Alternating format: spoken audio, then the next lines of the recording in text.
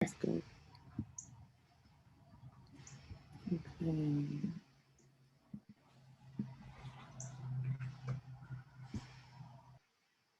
Hello, everybody.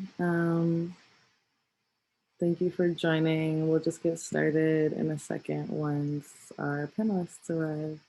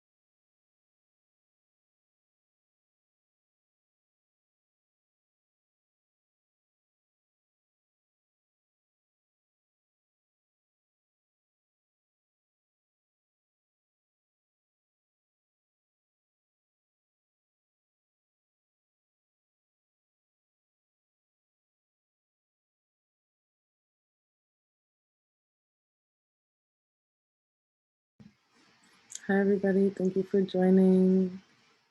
We'll get started in a few minutes.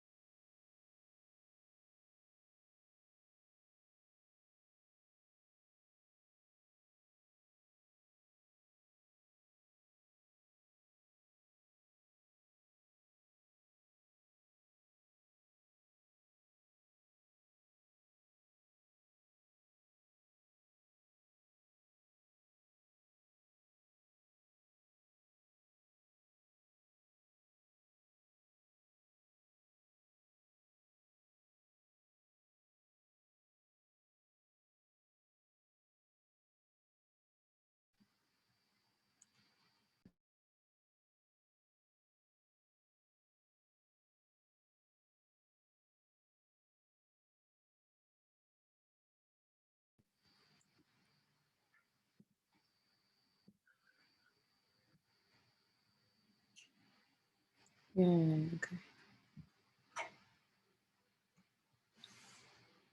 Hi, Clark. Oh, you are on mute right now. I'm not Hello, hello. How you doing? Okay, how you doing? I have, unfortunately,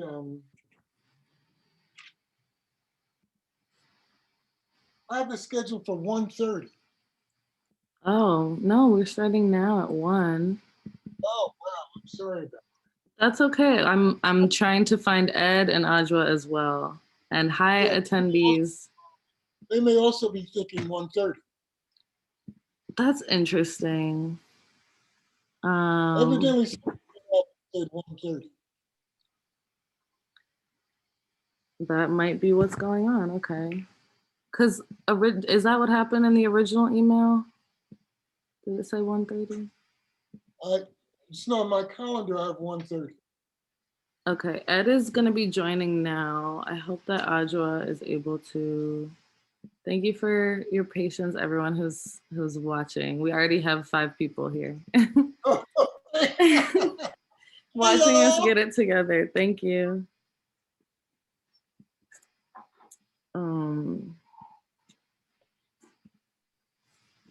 Okay.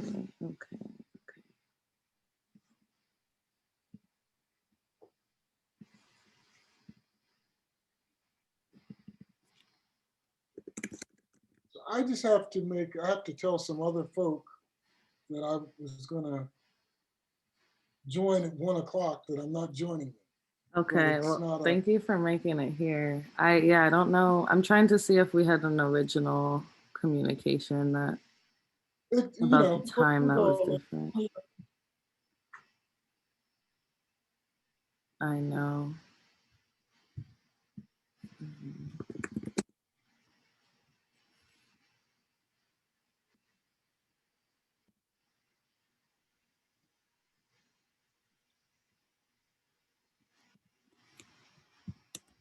Okay, here's Ed. Here we go.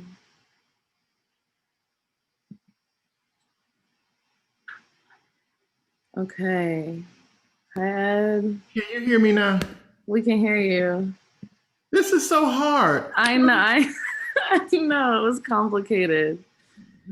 No one can find us. I couldn't find us. I know. Okay, no one could find. People don't know how to get here. I wouldn't think so. This is very complicated. I just, you go to the site and it doesn't say how do you join the webinar.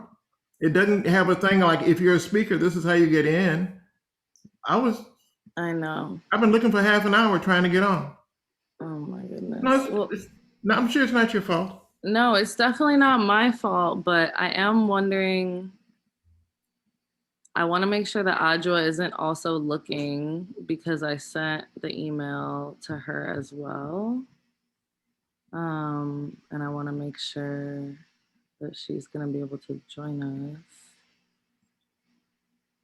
Don't worry, Clark and I can handle it. I mean, I know that for sure. I know that for sure. I can handle it. It's working hour period. I mean, the rest of us are just fillers. Okay. I don't have her phone number. Do either of you have her phone number? I don't have Ajowa's number now. Well, did you send her a text? I don't have her phone number either, but I sent an email. On email, I guess that's the best we can do. I know, but it doesn't seem the best. But I suppose we could get started. Yeah, they're in the mail. Thanks to Postmaster Detroit. Clark, you got something else going on. Is that background noise in Clark's place or what? I think so. Joyful but serious. Clark? Mr. Arrington, you have joined us. You can't, okay. Oh, Clark is supposed to be on another session at 1 p.m. Doing good. Clark? But unfortunately, I have He's supposed to. He thought that the time was starting at 1:30, so he needs to tell some other people that he can't join the thing he was supposed to join at 1. Okay.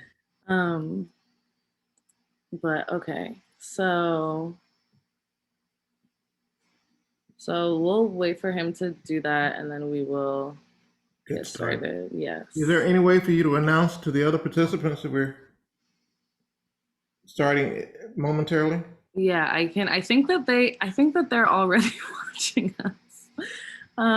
So if you're here and you're watching us, thank you for your patience in getting into this platform. And we are going to get started in just a moment.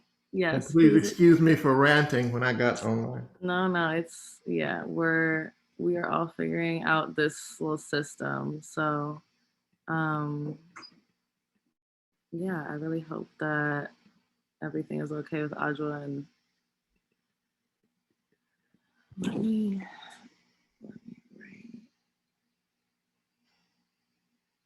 write. But luckily we also have time, so.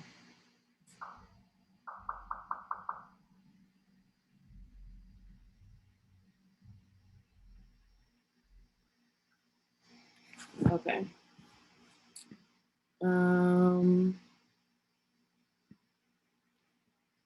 Okay, Clark, you just let us know when you're ready.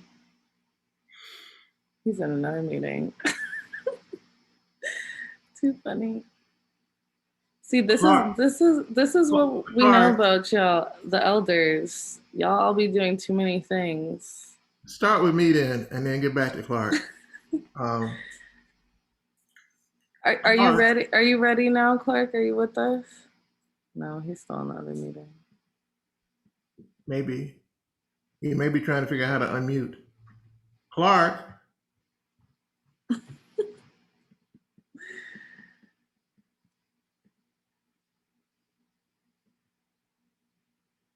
Clark. Can you hear us? Maybe he can see us. Can you hear us, Clark? Okay, there you are. Clark, are you done with your other meeting? Oh, now you're muted again. You're muted again. I just let everybody know that I'm okay. Thank you for doing that. And yeah, I think we should get ourselves started here, and we'll just flow with it. And if Ajowa can join, then we will be ready for her. But okay, so thank you everybody who's watching for being patient with us as we figure this out. We are ready. Now this is a session, the wisdom of the elders. This is about what lessons and experiences people who are elders in the Black co-op movement and the broader co-op movement can share with us today. And my name is Lex Barlowe. I'm calling from Brooklyn. I'm a member of the Central Brooklyn Food Co-op, which is a Black-led food co-op in Bed-Stuy and Crown Heights in progress. Storefront not existing yet, but definitely years of organizing have already gone in. I also have spent past years of my life in solidarity economy and co-op work. And I also am on staff at Black Farmer Fund, which is a community investment fund that has a democratic governance process as well. So definitely am a student of our Black cooperative tradition and history myself, and really value, the lessons that have been passed down to me and the lessons that continue to get passed down over these generations. I have had the privilege of working with Ed quite closely and Clark not as much, but I know that I have definitely still learned from you in other ways. And so, yeah, that's it from me. I'll open it up for y'all to introduce yourselves, and then we can just get into some of our questions. So who wants to go first? I'll go first since mine will be so much simpler. Clark is a Hall of Famer, and I don't want to have to follow that. My name is Ed Whitfield. I'm living now in Clarksville, Mississippi, but I spent about 50 years living in Greensboro, North Carolina, and I'm originally from Little Rock, Arkansas. I've been involved in the cooperative movement, I guess, since I began work at the Fund for Democratic Communities in 2007. So that's about 14 years ago now. And I have been trained as a cooperative developer and have been involved in some cooperative projects and have been, tightly involved in the solidarity economic movement and new economy movement since my time on the board of the New Economy Coalition. I was a founding member of the Southern Grassroots Economies Project, which led to the development of the Southern Reparations Loan Fund. And now I am currently a senior fellow with Seed Commons, which is a national network. It's a cooperative network of lending funds that lend into the cooperative economy nationwide.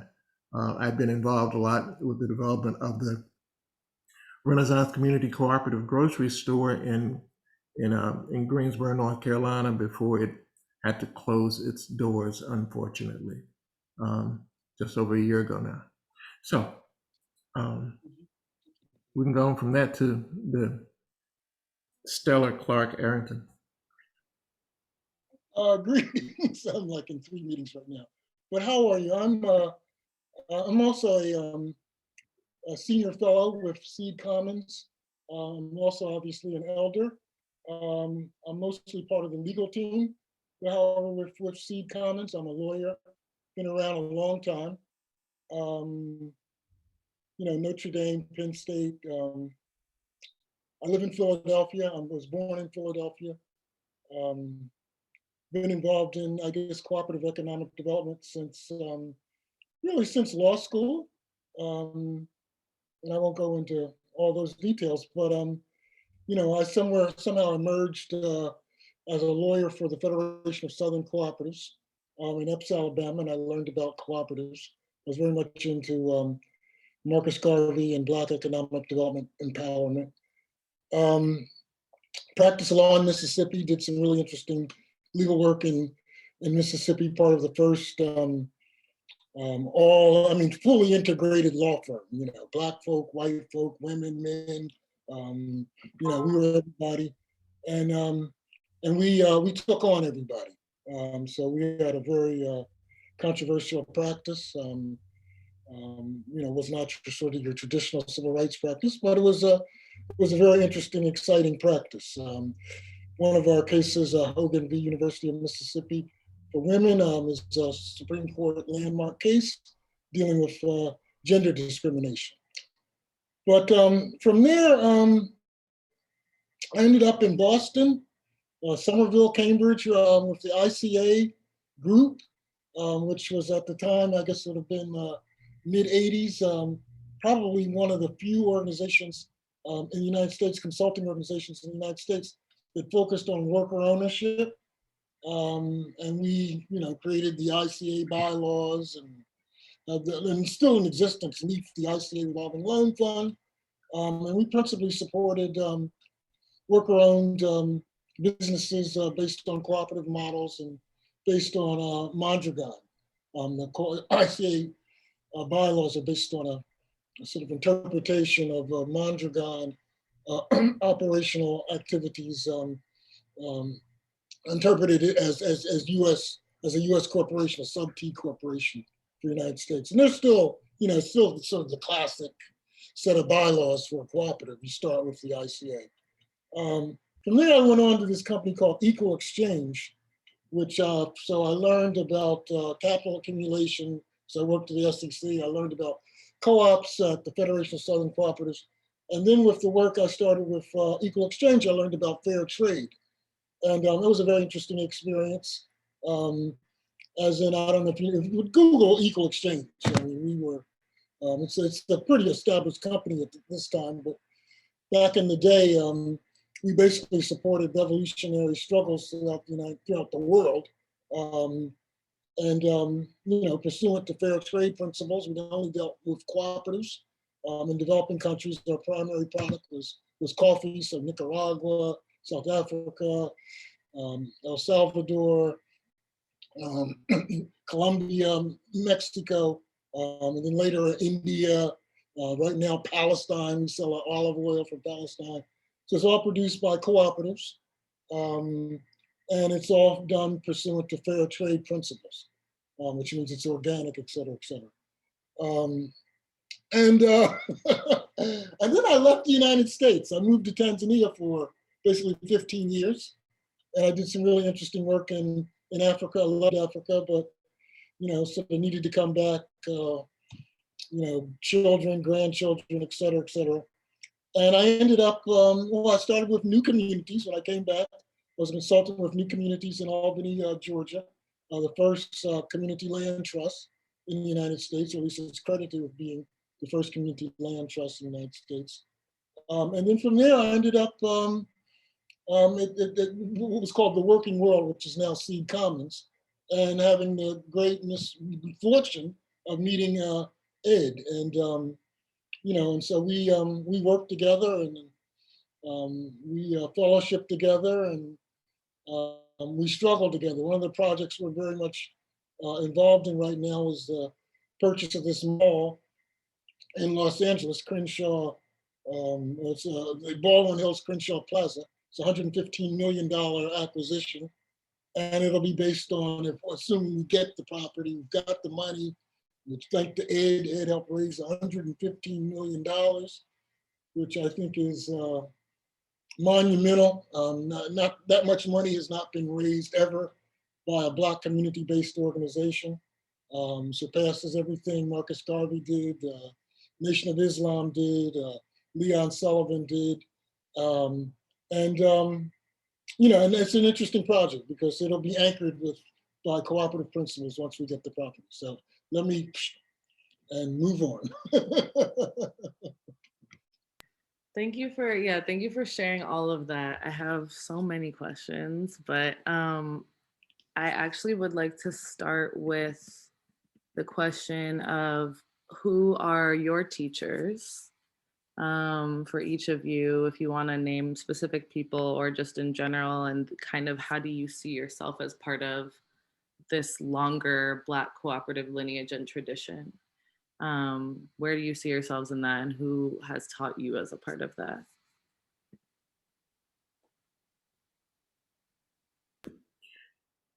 I too have been influenced by the work of the Federation of Southern Cooperatives, though at a much later time.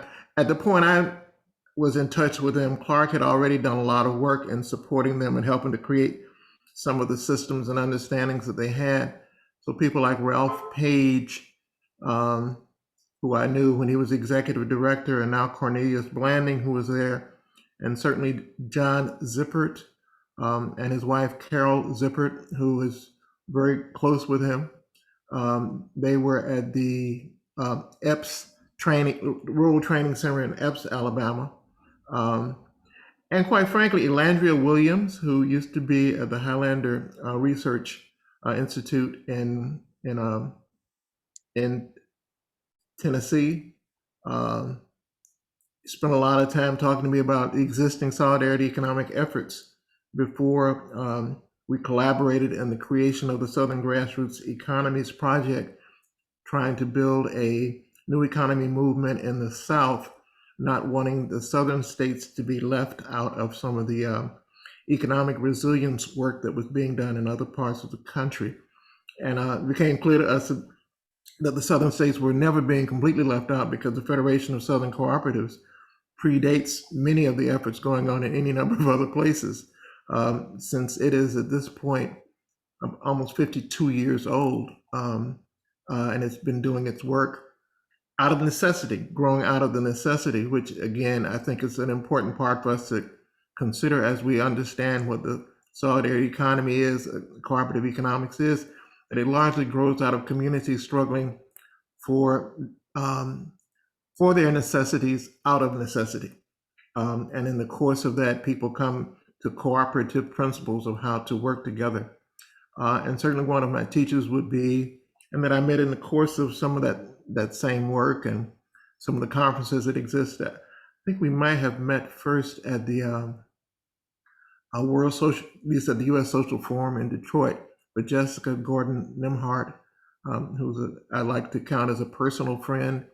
And she's a person who has helped transform the narrative inside this country about the relationship between cooperatives and the Black community.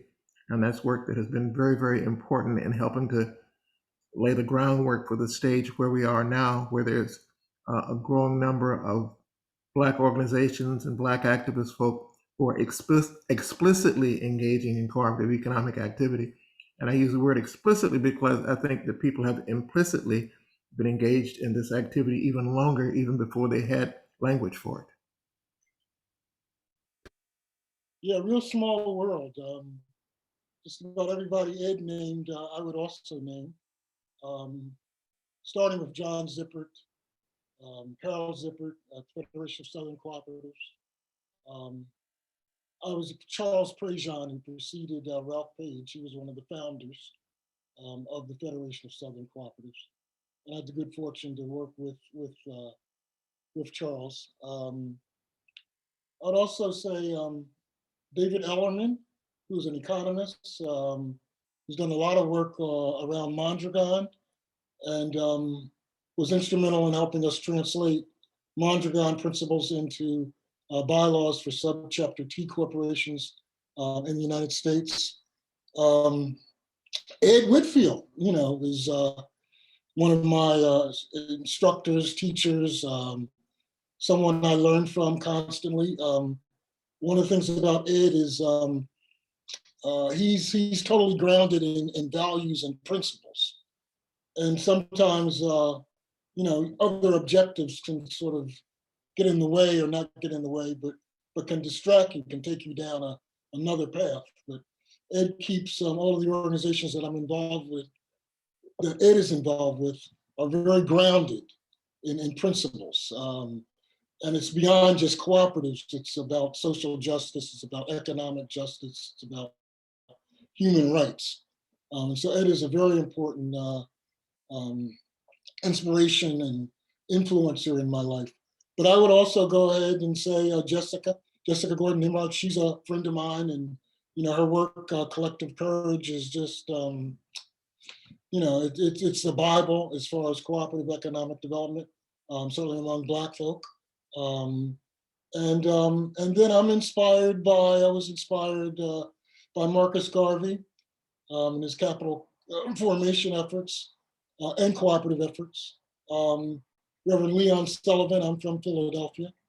And then, that would do it. Yeah, Leon Sullivan, Marcus Garvey are my historical inspirations, and Jessica and Ed are my contemporary inspirations. Absolutely. And yeah, unfortunately, Dr. Gordon Nemhard couldn't be here because she wanted to be, but couldn't make it today.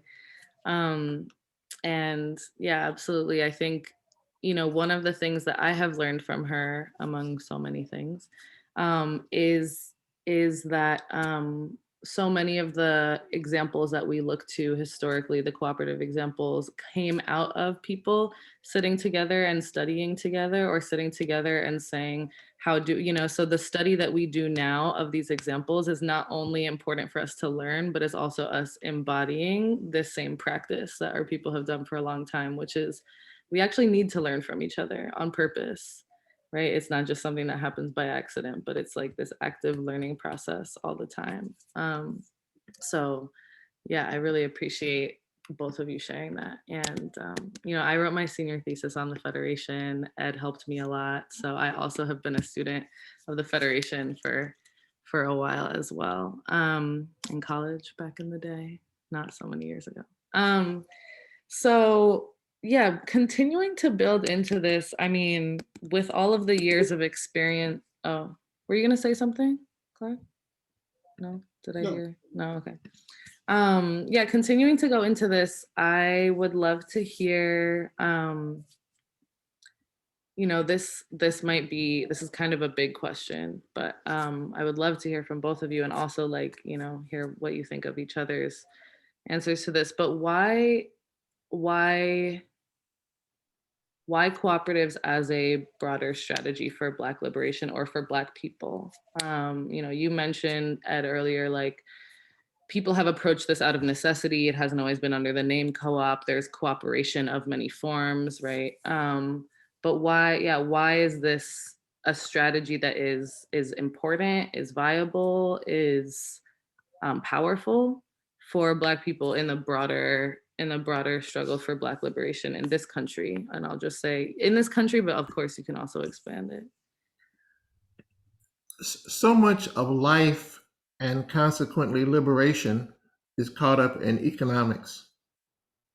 And that's true for obvious reasons, but sometimes we don't think about them explicitly and we don't articulate them all that clearly. But obviously we have to eat every day, and most of us have habits and kind of a standard of living that goes beyond what we can get as hunting and gathering people walking around out in the woods somewhere. So consequently, we engage in production. We collectively, socially engage in production. And the question is, what happens to the surplus? Because we're able to produce at least a little bit more than we will immediately consume. So most economic systems have to do with somebody in high places absorbing all of the surplus that is produced by the many people who work beneath them. That sometimes you could translate that into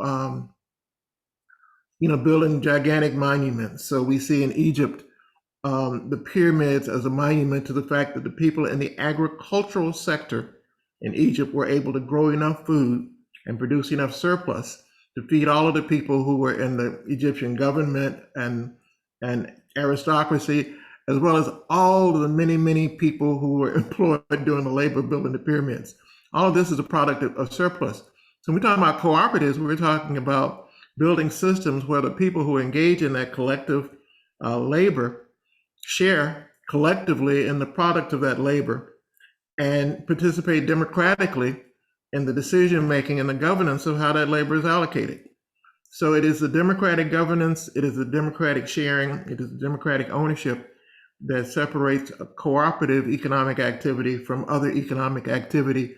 But all of us who don't want to just walk around in the woods and pick up the fruits and berries and grub worms that we can find, all of us are engaged in economic activity. So building a solidarity economy is about building it in such a way that it consciously is shared and utilized for the benefit of the community as a whole, rather than principally being a factor for the enhancement, vanity, increase in power and prestige, and comfort of a tiny, shrinking minority of people. That's what it's about. And that consequently is also what liberation is about. It's like being out from under the thumb of that small group of people who are oppressed and are able to appropriate the product of our labor and use it toward their ends. So our liberation is about making sure that we're the ones who utilize the product of our own labor.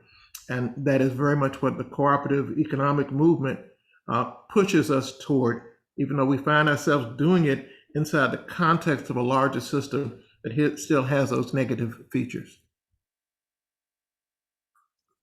Yeah, I would say again, Ed sort of nailed it. I would just add, if I fully understand the question, and one of the inspirers that I failed to mention was Julius Nyerere of Tanzania, the first president of Tanzania. And Tanzanian development plan was basically, it was popularly known as African socialism or Ujamaa, but it meant familyhood. And so, one of the things I think most African Americans, or a lot of African Americans, have to be curious about, well, how did life exist before capitalism, before Europe invaded Africa? And so just exploring those concerns, you find, Nyerere's probably as good of a not student, but teacher, proponent of traditional African economic development as anyone. And although it's not based on Rochdale cooperative principles per se, it's based on cooperative principles of cooperation. And I think key to that, one of the keys to that, which differs from European concepts of doing business, is ownership of land. And basically in Africa, and the same thing with Native people here, is land is something that's collectively owned. And that ownership model intrinsically leads you to another type of economic development approach and paradigm.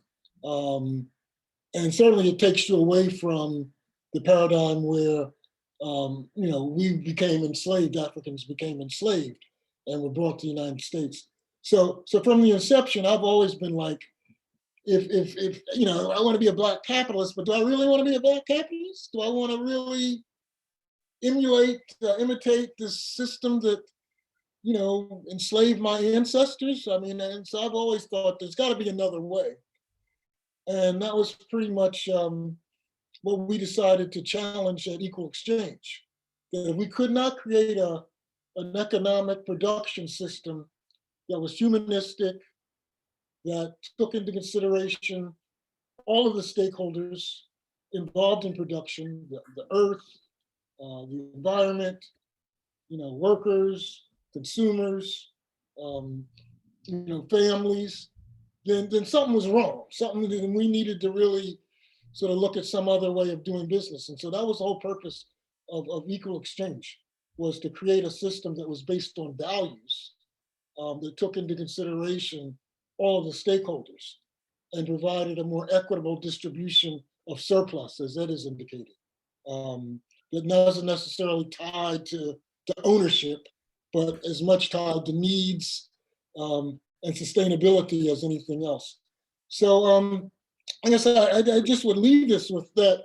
I think you have to look at cooperatives in a much broader sense of economic justice and social justice, and not really be caught up too much on the Rochdale principles or on the legal restraints that cooperatives operate within the United States. And I think the question is, what are the values, and how are you being sensitive and fair to all of the stakeholders that are part of the production process? So I got a quick question. Clark, did you used to hang out with Nurari? No, but I knew his children, and I worked for the law firm that represented Nair. So his lawyer, Nimrod Makono, I worked for Makono Associates. So we had this sort of relationship. I had a lot of rich experiences and contacts in Tanzania, but I never really had a direct contact with Julius Nyerere. And between trips, he died, which really just, because I did have the opportunity to get close to him if I, just taken a little bit more of an initiative, but no, I didn't. But I rank him. I put him right there with Nelson Mandela, Martin Luther King, Malcolm X, and Nkrumah. I'm not sure who else, comes before those guys in terms of being powerful, meaningful. Okay, Sankara, I have a grandchild named Sankara. Yeah. Well, this is interesting, bringing in the internationalist examples, because I guess, does it feel different for people in the United States? Oh, I would say Gandhi should also be in that discussion. Oh, don't get Ed started. You're gonna get Ed started now. See. I'm wondering, does it feel different to be talking about this kind of economic development for African American people in the United States who are descendants of enslaved people versus for African people outside of the US who are not descendants of enslaved people? What's your question again? Is this type of cooperative economic development different? Is there something different about it here? I mean, if your question is, does a community having gone through the experience of capitalist slavery and, in the 19th and 18th and 17th century change how it goes through other systems? I mean, there have been a lot of oppressive and really messed up systems in the world, and the system of enslavement in the United States was certainly among the worst of them.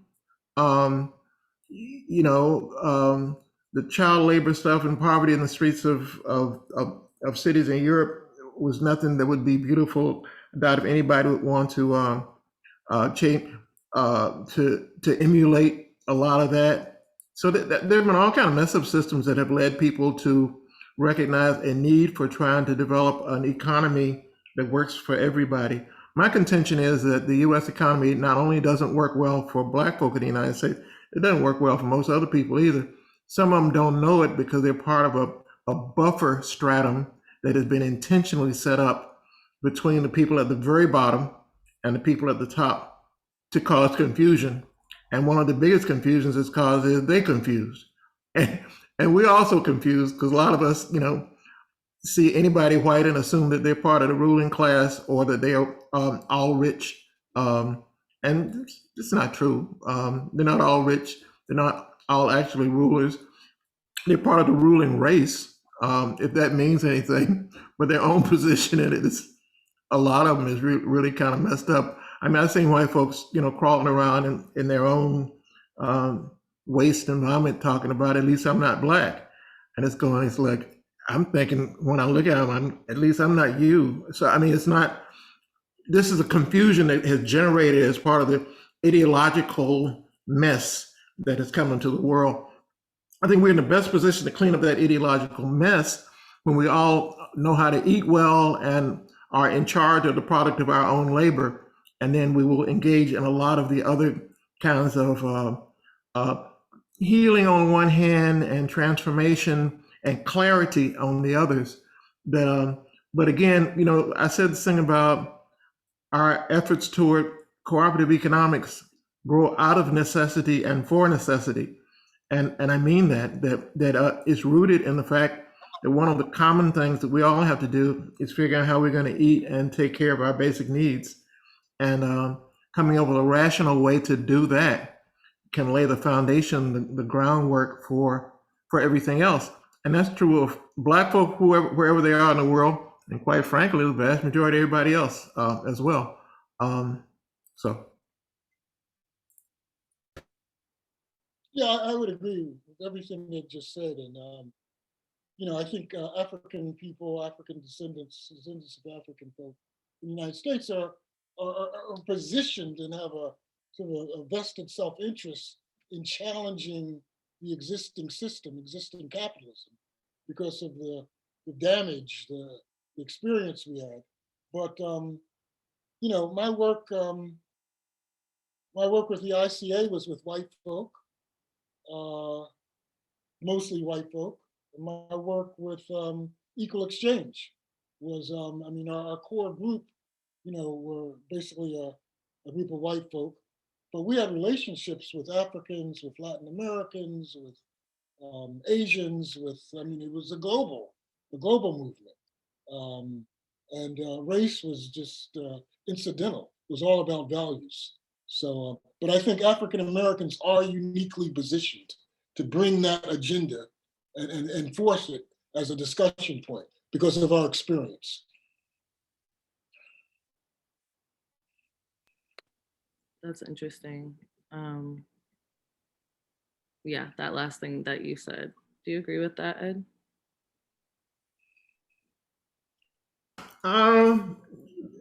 Yes, and we're both.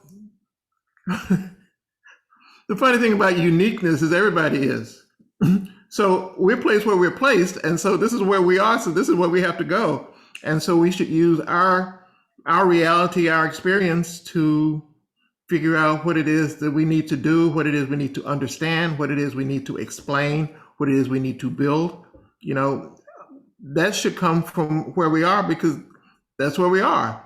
If it came from someplace else, we would be leaving it for somebody else to do, and we wouldn't be doing those things that we need to do. But there are things for other people to do that they need to do, and they should figure that out. But we are placed where we are and are able to share, certain kinds of insights. But where we are not only gives us clarity as to a lot of things, I think a vast, many, many, many things. For many of us, where we are is also a source of our own cloudedness and confusion. Because it's not like you can walk around in the Black community and everybody in the Black community understands the depth of our experience and has some analysis for it that is meaningful.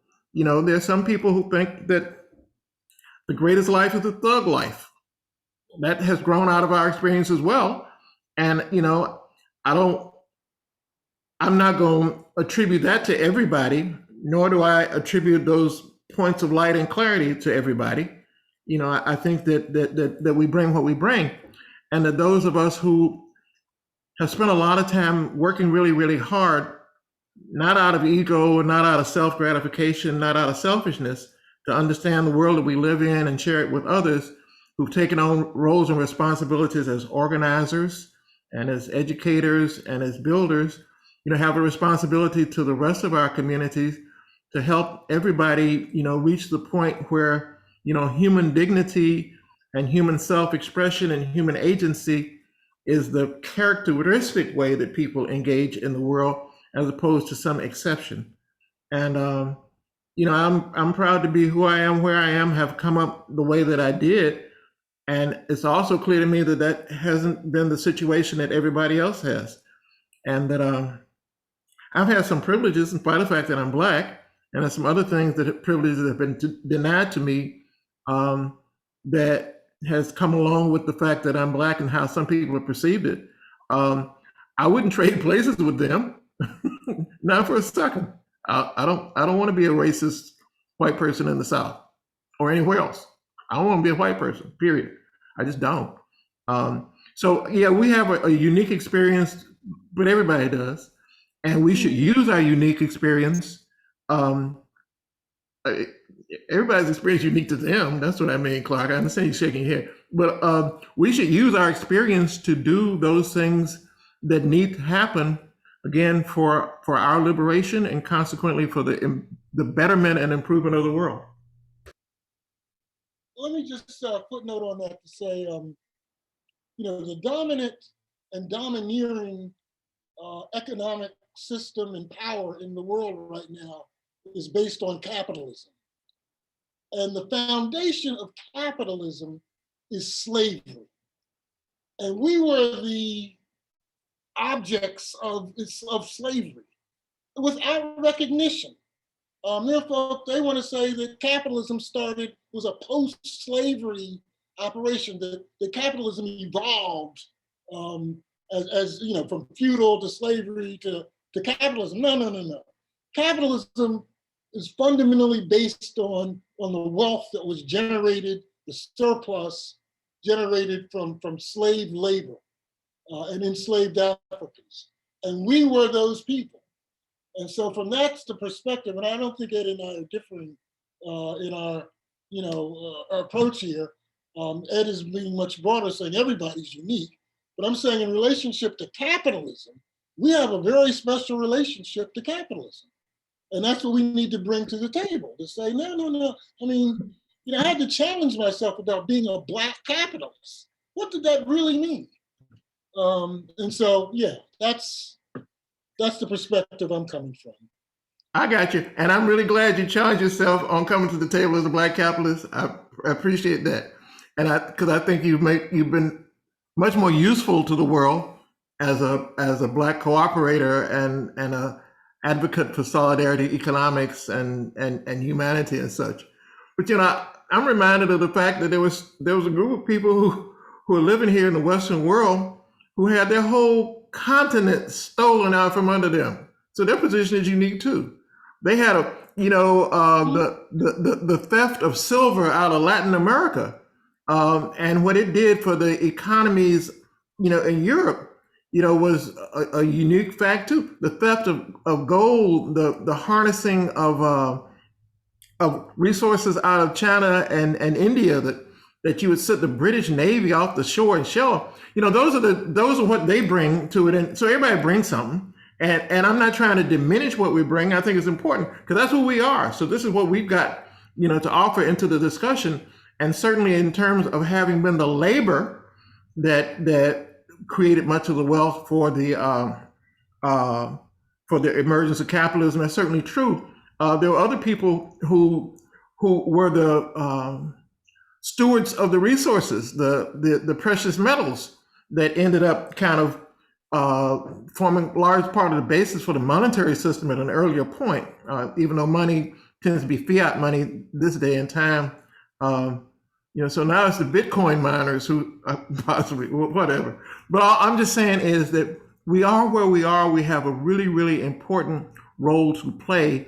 The significance of the role that we have played in the accumulation of the wealth that characterizes the current modern world system is one that needs to be repaid. I very much am a reparations advocate. I think folk owe us. They owe us that this wealth that has been, readily apparent and utilized in other places needs to be redirected back into the communities from which this wealth emerged. That's all I was saying. I'm just saying that I don't want us to be so unique that we ignore the features of the particular way that this has affected everybody else. because I want everybody in the world who has been affected and damaged by capitalism to understand what's wrong with it and fight against it so we can win. Yeah, I have a question there about I mean also yeah, all of that is really interesting, and I appreciate your perspectives because you know, I'm also someone who's thinking a lot about like how to share our rich history of cooperation with Black folks so that people can see themselves in this country in particular, just because that's where I am. And so, you know, and so thinking about how to tell this story about why this emerged out of necessity, what that looked like, right? And like what that can continue to look like for us is really founded by both of what you were talking about. So I'll be thinking about those things and telling that story as well. But I also wanted to ask, yeah, I heard you say something there about, you know, challenging capitalism.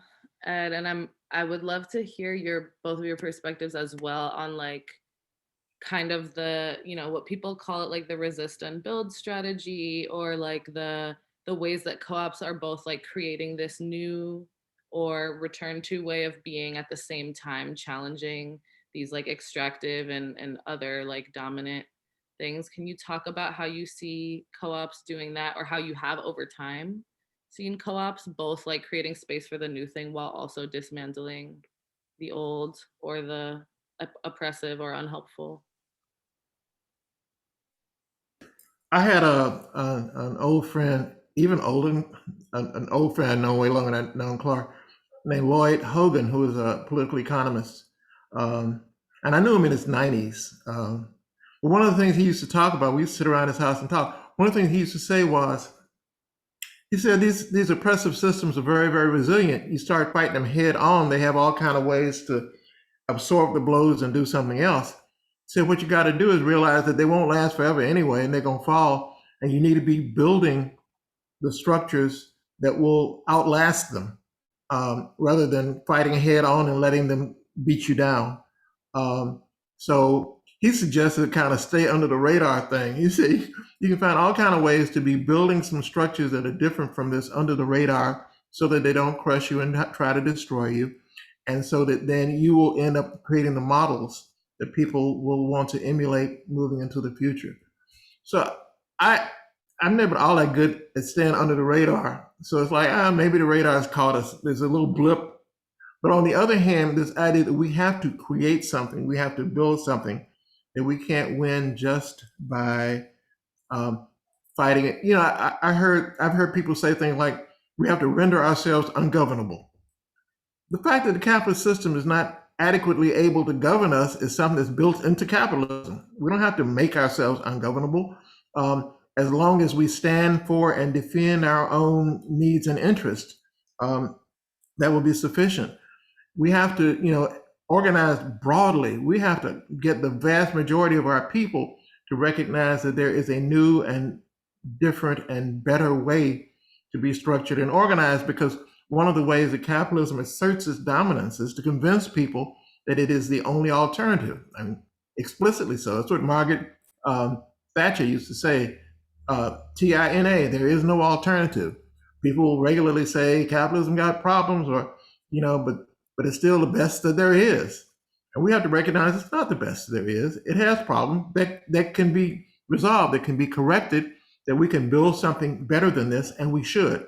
So a big part of our work is to understand, one, the nature of how this system is in contradiction with itself and consequently damages all of us who are within it.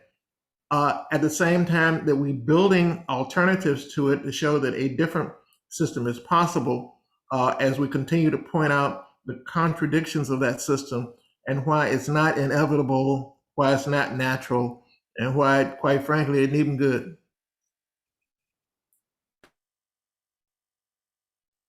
I really don't have anything to add to that. So thank you, Ed. Yeah, I appreciate that as well, because I think that, you know, in some of the conversations that we're having now with Black folks about cooperatives, there's kind of like this idea that, you know, that's like a nice, cool thing to do. Like, cool, a co-op, you know, but it's not like this is a political strategy to actually do something or to outlast a system that's oppressive or whatever. So just like kind of bringing that element to it and how we do that, as opposed to saying this is an option. You could have a co-op grocery store in your community, or you could do this, or you could do that. Like really making sure that that political power is still there, or political in the sense of like, you know, broadly. I think that the issue of power is really, really crucial. Yeah. Because every time I talk about organizing, I'm talking about power. Um, Power is when you get a group of people to together move toward a certain kind of end. Um, Individually, there's very little that we do except our ability to engage with others and constantly expand that. And again, the power of the existing system is its capacity to convince people that there's no alternative and to not struggle. The power that we have in struggling for liberation is our ability to explain to people that there are possibilities, that change is possible, that people have fought for and in fact changed oppressive systems, that you don't have to just sit and take whatever is being offered and given, and that power is possible as we are able to bring ourselves together and identify things that we collectively want and need. When I say this is out of necessity, it's not like if we don't do it, then we instantly die. Some of us just suffer for a long time and continue to make somebody else wealthy.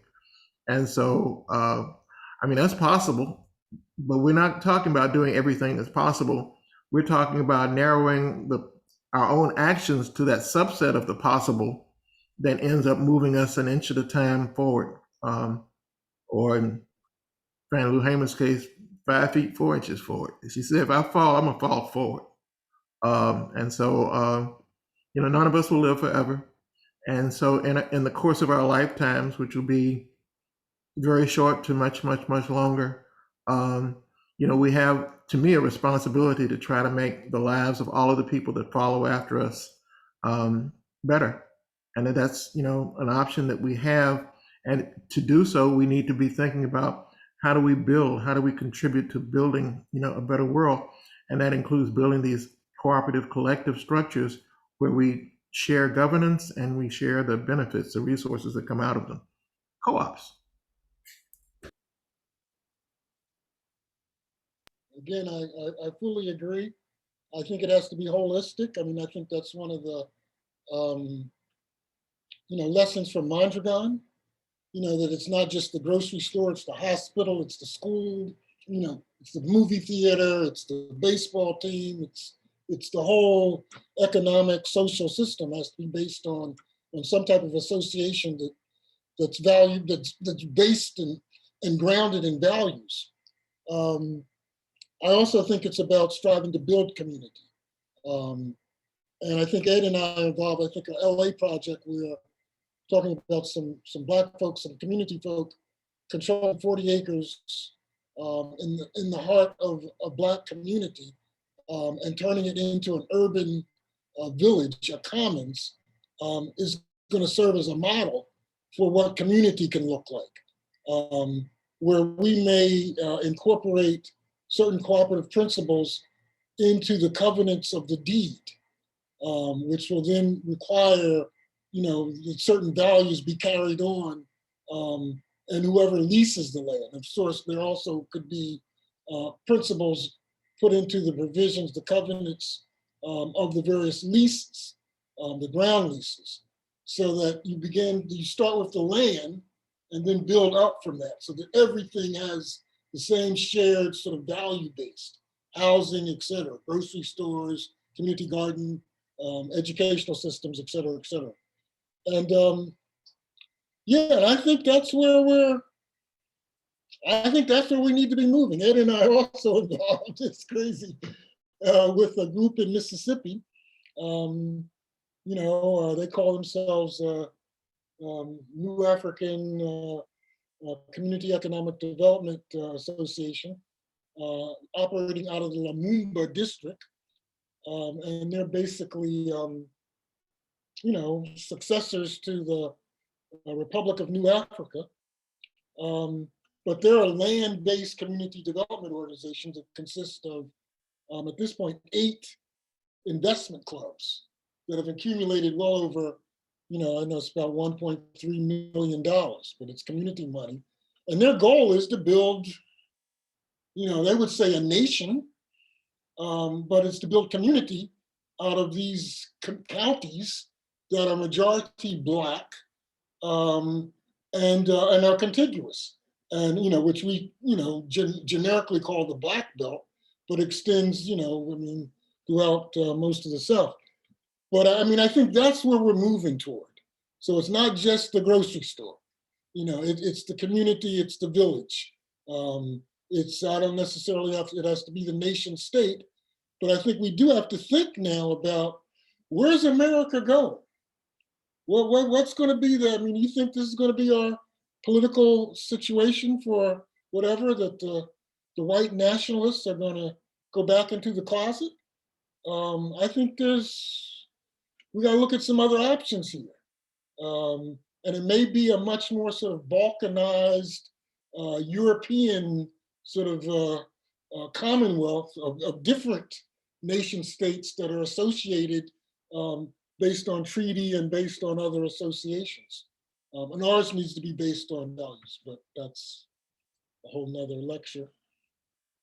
Yeah, thank you. It's interesting that you bring that up as well, because well, one, I think, when I think about the examples that I look to historically, right, it is all folks who are very much thinking about, we're not just trying to meet this material need, but we're building community around it, or that in itself is also building community. I think about the Federation. I even think about Fannie Lou Hamer. I think about even Ella Baker, like all those people who were very much of that sensibility. We're not just doing this technical thing. We're doing this technical thing that gives us what we need to then be in community, to like be okay to build community with each other once we have this need met, right? And very much thinking about that. But also the last thing that you just said, Clark, about this country and the way that co-ops and being organized collectively can be a form of self-defense as well.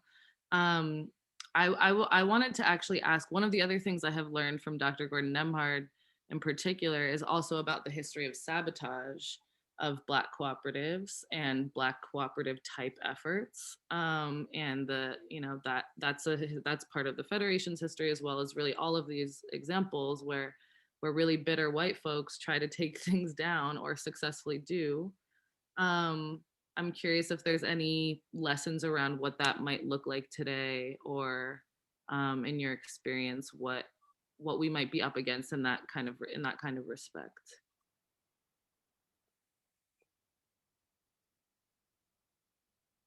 I'll let Ed follow up, but I think it's about being cognizant of that consideration, the potential for attack.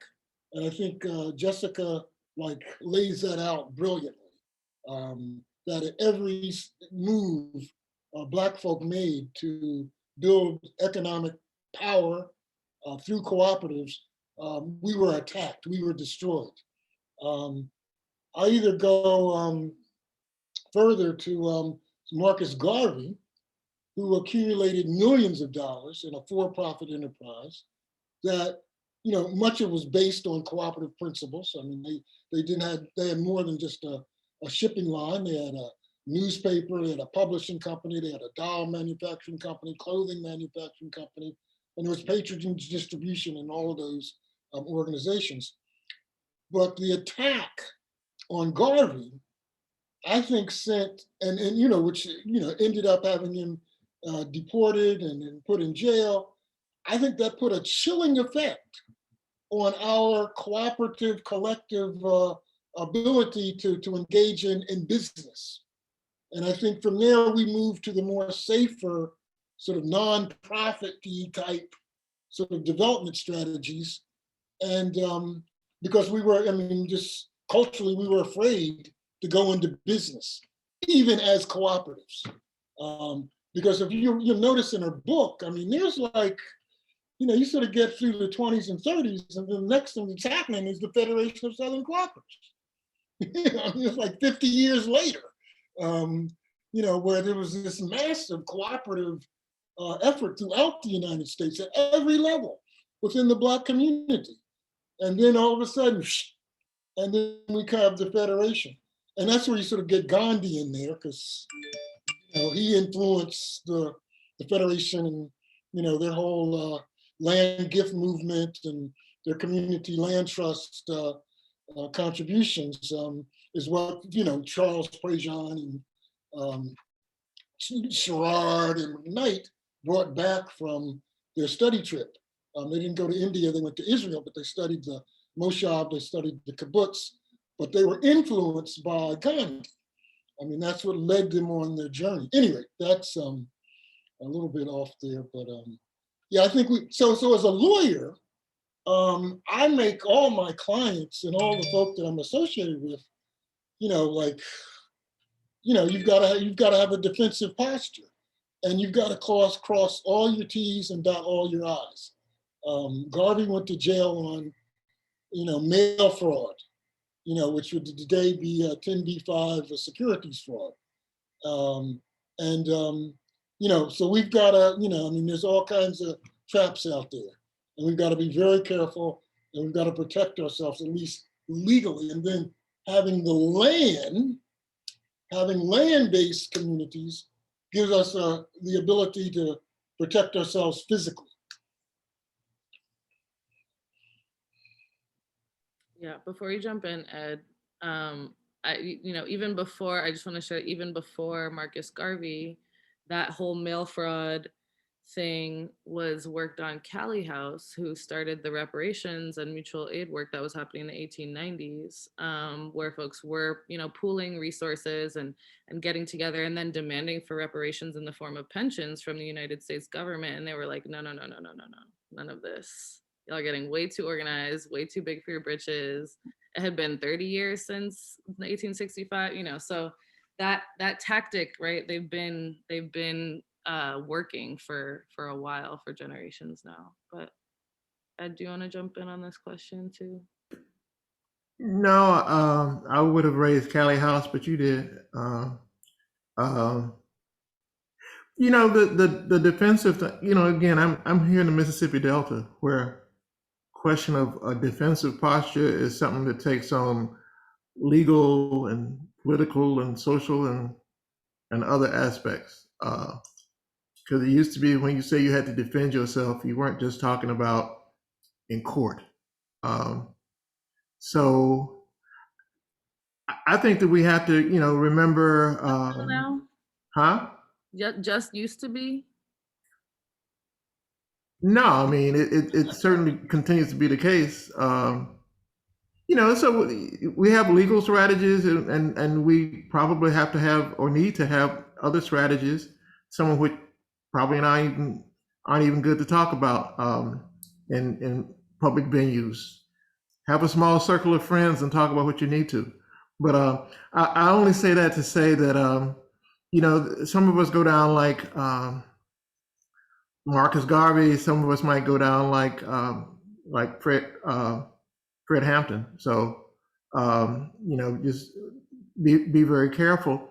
On the other hand, you cannot be paralyzed by fear, because that's the formula for not doing anything. And if you don't do anything, then they win. If you don't fight back, then you lose the fight. It's not like they call the fight off. It's like, okay, we can't exploit you because we didn't get to beat you fair and square. It's like, no, they will be exploiting you. So,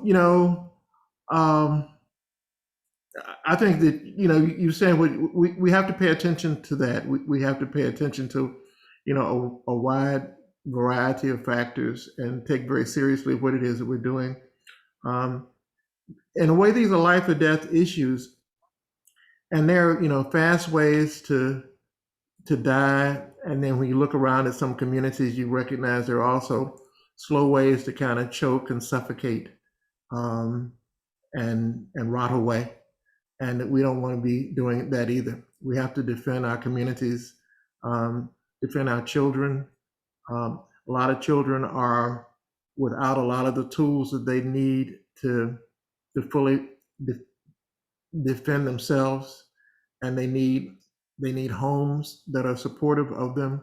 They need communities that are supportive of them, and we have to build structures that they will be able to see themselves fitting into, so that they can prepare themselves to fit into them as they're growing up. And that's a terrible thing to have young folk who either don't have ambition, or whose only ambition is associated with the things that they can see in the mass media distortions of who we are and what we're capable of being. Thank you. Okay, so we have about 20 minutes left. I want to invite anyone who's listening in to add questions into the chat as well. And as people are doing that, I have one more, which is, so I know that both of you are involved with Seed Commons, but also probably other efforts where you are noticing kind of what younger generations of people who are getting into co-ops are about and interested in, and what their organizing looks like and all of that. And I would love to hear what generational differences have you seen or noticed, if any, in kind of the approach to co-op organizing? What do you see in some of the younger folks that you're working with now, all the way back to, some of the elders and people that you have learned from, but also yourself? I'm 26, so I definitely consider myself on the younger version of things. I'm just trying to soak in all the lessons, but I'm like, what's happening with my generation, even generations above me? What are you noticing? Well, when I was 19, I would have thought somebody 26 was really, really old. I just want to say that. I know. I think I was 19 when I met you, Ed. So it's already been a minute for me. Yeah. So anyhow, remember that when I was 19, though, I would have thought you were really, really old. We're involved with the National Black Food Justice Alliance, which is a mainly younger crowd, even though it certainly has a range of people who are participating in it. Its leadership, fortunately, is young and energetic, and is looking for ways to. I think it's deeply involved in this conference, so I'm glad to see them present here. Looking for ways to take land off the speculative market, and build collective cooperative economic enterprises whenever and wherever possible, so that we can deal with this issue of food sovereignty. My contention is that in an advanced commodity economy, food sovereignty and economic justice are wrapped up in each other. It's not just a question of food. It's a question, if you have some money, you can get some food. And so a lot of people's effort is around making sure they have money. But you got to also understand that in the final analysis, money is about its ability to get things. So there is something about wholesome quality of food. And so I think that there's a lot of concern about that. Sometimes I think there is an assumption that there's a lot of free money floating around out here in the hands of government or philanthropy, just looking to give itself to us for consumption. That we should go out there and get some, and then once we use that up, we should go get some more, and once we use that up, we should go get some more. When in fact we need to be building sustainable enterprises that are capable of generating their own resources, and we are certainly owed a lot of resources from our past labor, but we have the same responsibility to contribute to that labor pool as our ancestors who've already contributed to that labor pool and aren't around anymore. So we can't just use what they put in up and not think that we have a responsibility ourselves to contribute so that those who come after us will also be able to benefit from that. So, I mean, young people are part of a cycle. You're only young for a little while. After that, you're kind of in the middle. And then after that, you get old. And after that, you go away. And hopefully you've left something behind that will be of some benefit. But the cycle is continuing and should last for maybe 1 billion years until the sun puffs up and explodes and wipes out the earth. And by then, who knows what creative ways folks will have to deal with that as it becomes a more impending possibility. So anyhow, or else people will have long since destroyed the earth and this won't be an issue at that point. All of these are possibilities. All I know is that from where we are, I'm, working with that range of young people who have identified some things that they want to do and help share any kind of clarity, any lessons that I've learned with them. And pretty soon they'll be the ones sharing the lessons with those who are yet to come. Yeah, that's it's an interesting question. I think about it often. Yeah, you're young. You're very young. 26. I wasn't. Yeah, I guess I was pretty much getting it together by 26, but so I had so much more to do from 26. But what I noticed now, what's interesting for me is in 2001, I left the United States and moved to Africa. And I didn't come back until 2016. So I was gone for 15 years. And I was in an African context. I'm in Tanzania. I was also in Tunisia. So when I came back, things I noticed, number one was that there was just a lot more activity around cooperatives and worker ownership and community land trusts. I was like, wow. Before I left, I knew everybody. I knew all the lawyers that knew anything about community economic development, cooperatives, and worker ownership. And I was the only Black one. And I immediately kind of met like 3 or 4 young Black lawyers, Renee Hatcher, Jerome Hughes, Julian Hill, Dorcas Gilmore, that were, hardcore cooperative social economy, economic development specialists. And that was just like, wow, right on. So we finally have, we're getting there. The other thing I noticed was that, particularly the movements that Ed and I are involved in, the organizations, they tend to be women-led, led by women. So that was like, oh, okay, this is really interesting. And it's sort of another style I've noticed that the women bring to the table. It's a much more collective, a much more collaborative, a much more negotiated, as opposed to a power play sort of style that men tend to bring to the table. I noticed also that folk are much more overt about leadership. That leadership should be Black. It shouldn't just be directed at Black folk or directed at poor people. The leadership should be Black. And in particular, Black women, and feminism should be one of the values. But then on the other side, I've noticed folk tend to be in their boxes. And I think in part because they're 25 and 26. So they think, oh, it's a cooperative or it's a community land trust, where they should be thinking much broader than that. That there's some lessons to be learned. There's some attributes, but they should be designing their own boxes. And if they happen to fit, and not so much fit, but if they happen to utilize some of the Rochdale principles or some of the cooperative community land trust principles, great. But we shouldn't be stuck with those. And so I find this whole movement of, oh, let's create a cooperative law. And it's like, why do you want to create a cooperative law? Why do you want to limit yourself in a particular structure? Now, I worked on some laws. I worked on a law in Pennsylvania, New Hampshire, Vermont, before I went to Africa. But it was really just sort of giving recognition to cooperatives. And then certainly in the South, cooperatives are basically defined as agricultural institutions. And you can't use the word cooperative unless you're incorporated under those statutes.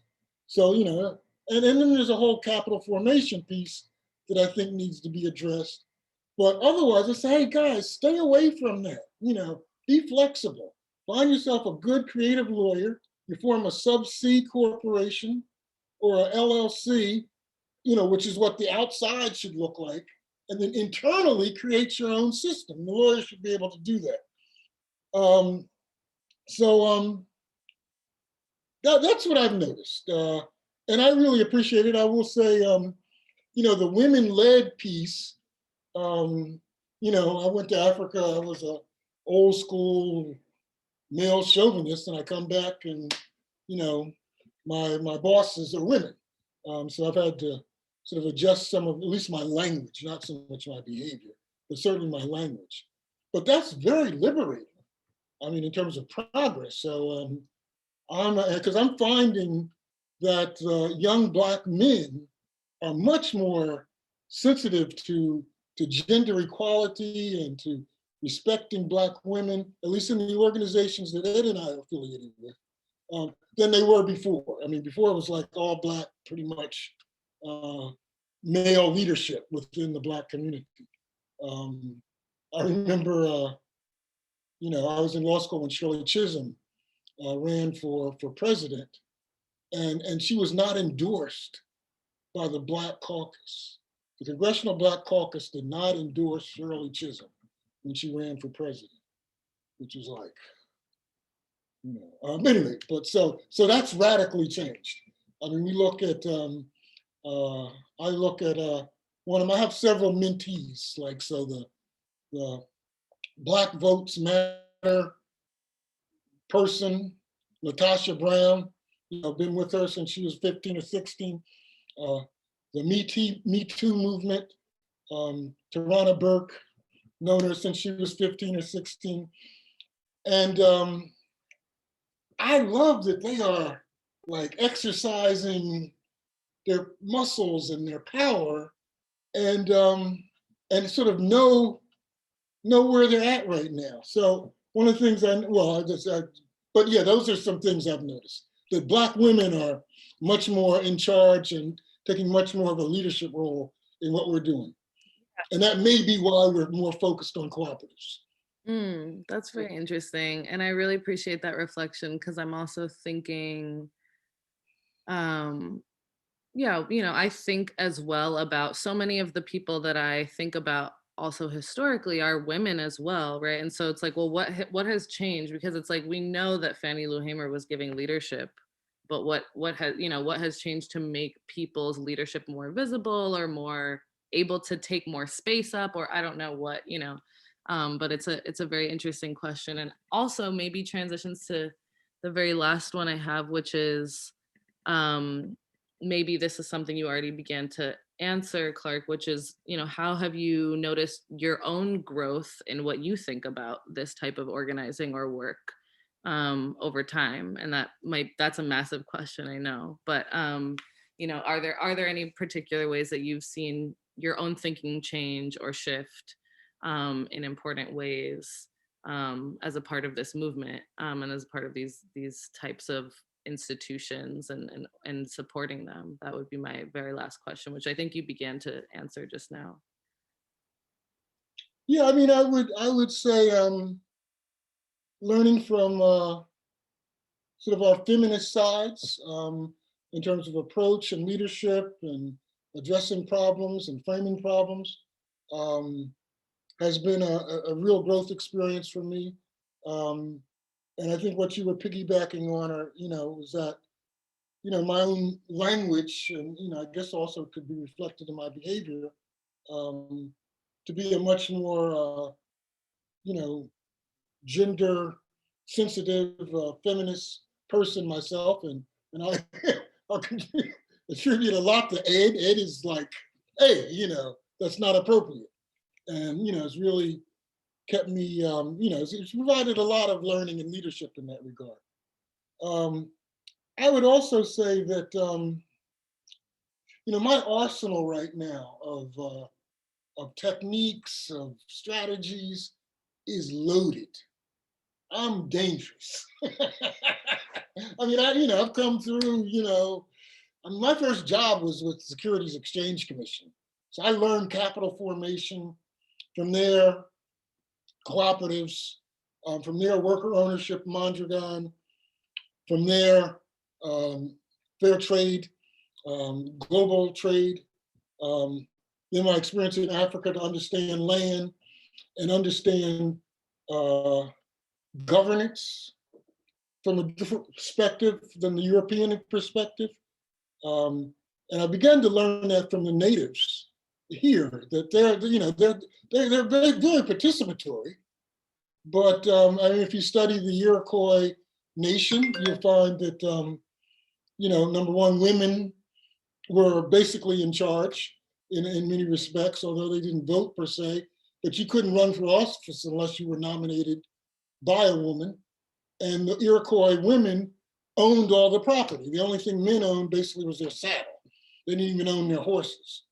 So that created and then the land was collectively owned. But they functioned in guilds.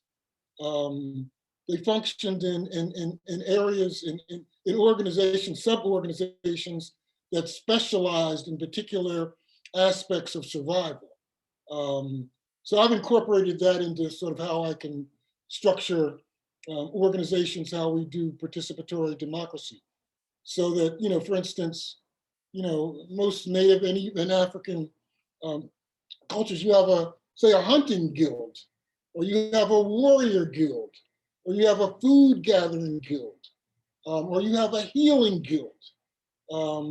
And within those guilds, it's not just because you join, you get a vote. Everybody, no. You participate in governance based on your experience, based on your expertise. But you're acknowledged as when you join that you're an apprentice, and you have to go through a certain learning experience before you're given more responsibility. But we tend to still kind of embrace, this democratic, everybody, one person, one vote, blah, blah, blah, blah, blah, blah. And, I'm just saying, I've learned a lot about governance. I often refer to Ed as a priest king. And that was Plato's approach to democracy, that the leaders, the ultimate, the ayatollahs, should be grounded in values, knowledge, wisdom, and spirituality.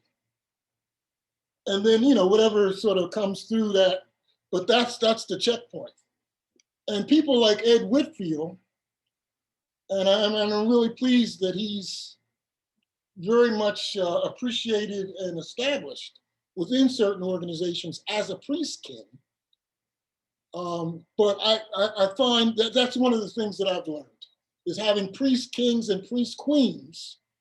One group I work with, they have a council of elders, and they have sort of a veto power over certain things. They only participate in certain types of decisions. It's a land trust, nature's garden for victory and peace. But yes, I've learned a lot, and I'm continuing to learn. Thank you, Jessica. Thank you, Ed. Thank you to the other people in my life, that even you, Lexi, that are contributing and energizing me with information and activities. Well, obviously there was too much time because Clark got there in the end talking about priest king stuff. If I remember right, Plato had slaves and talked about there being some, yeah, that talked about there being a certain type of people who were naturally slaves. That's one of my big challenges to a lot of elitist notions. I don't really think that there are fundamentally all that many different types of people, although again, I think that all of us, each of us, are unique within our own bodies. Each of our communities is unique within its own experience, et cetera.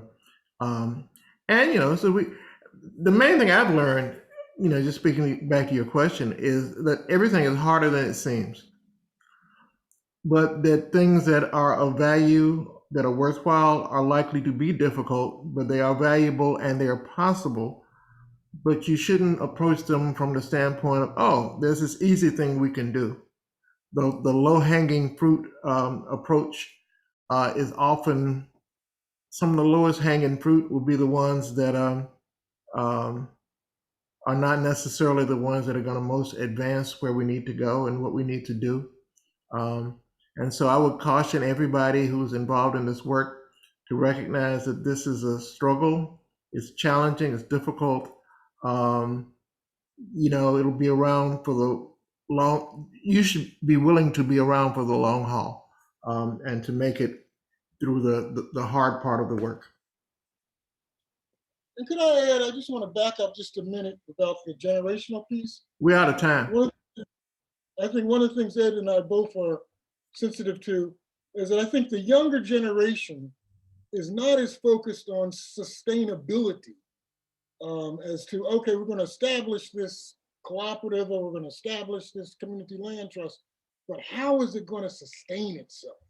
What's the business model? How are you going to keep it funded? And I find there are a lot of organizations, young folk, and they're just, no, we're forming a cooperative and we got to, well, and it's like, well, let's see the business plan. You know, I mean, I know you got some, you know, reparations winner money, or you got some grant from this and to get it started, but how are you going to keep it going? And I notice the younger generation is not as focused on that as we sort of like them to be. Yeah, that ties in really nicely. Also, I think what you just said, Ed, about like be prepared for the long haul, and also what you just said, Clark, about like sustainability. Those are two really big lessons that I'm in the process of learning right now. And also, you know, yeah, I think just to tie it all together, right? Like this thing about necessity and people being able to meet real material needs that we have is very connected to that sustainability as well, right? Because we don't want to do something that people can meet material needs for 6 months or even a year, but like in a way that continues. And we also need to be dedicated to that in order for it to happen, right? We're not just going to come up with the idea and it's just going to go. So we are very much in the process of learning those lessons, and thank you for highlighting them again.